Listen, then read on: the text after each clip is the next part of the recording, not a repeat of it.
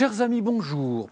Inquiétude pour les États-Unis avec l'ouragan Sandy. Alors on revient un petit peu déjà sur ce qui s'est passé. Sandy était passé en ouragan de catégorie 2 sur l'échelle de Saffir-Simpson qui compte 5 niveaux, en passant entre la Jamaïque et puis surtout Cuba. Les dégâts sont considérables et on déplore dès à présent au moins, en tout cas plus de 20 morts sur ces régions qui ont été secouées par des inondations, des glissements de terrain, des rafales de vent qui ont parfois frôlé les 180 km à l'heure.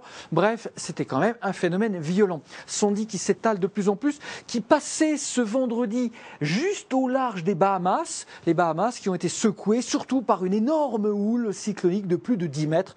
Donc là aussi, c'était assez costaud. Sandy qui continue à remonter vers le nord et selon les dernières prévisions de trajectoire, Sandy devrait remonter le long de la côte est des États-Unis et toucher terre en début de semaine prochaine dans les parages du Maryland, du Connecticut, bref, vers Washington, voire même peut-être vers New York.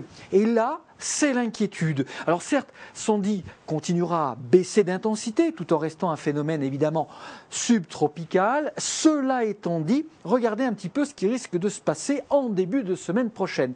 Alors, premier scénario possible, c'est que Sandy reste en mer et se dirige ensuite vers le large de la Nouvelle-Écosse, que vous voyez ici, et vers Terre-Neuve. Ce serait une grosse tempête maritime, on va dire, assez classique. Mais les scénarios également envisagent désormais le pire. Le pire serait que Sandy continue à remonter et touche terre, justement, vers le Maryland, ou le Connecticut, ou le New Jersey d'ailleurs. Et se fondrait finalement avec une grosse dépression qui se forme sur le Québec et le Canada. Parce qu'à l'arrière, il y a de l'air froid qui va descendre, Sandy fait remonter de l'air très chaud et donc il y aurait évidemment la formation de cette énorme dépression costaud, très vaste. Alors évidemment, on peut redouter l'arrivée de la houle sur cette côte nord-est des États-Unis. Il y aurait dans ce cas-là également de très fortes pluies entre les Appalaches, New York et en remontant jusque vers Boston. Ensuite, avec l'air froid à l'arrière sur les grands lacs nord-américains, ce serait alors littéralement la tempête de neige.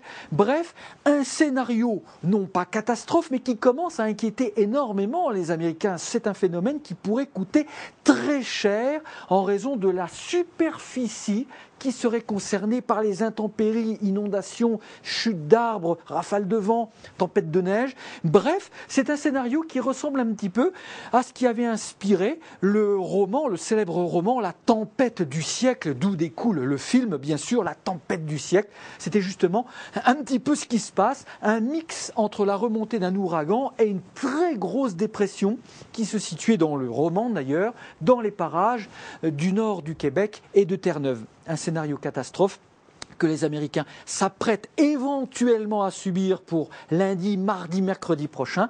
On comprend pourquoi Barack Obama a souhaité voter de façon anticipée. À bientôt. Merci.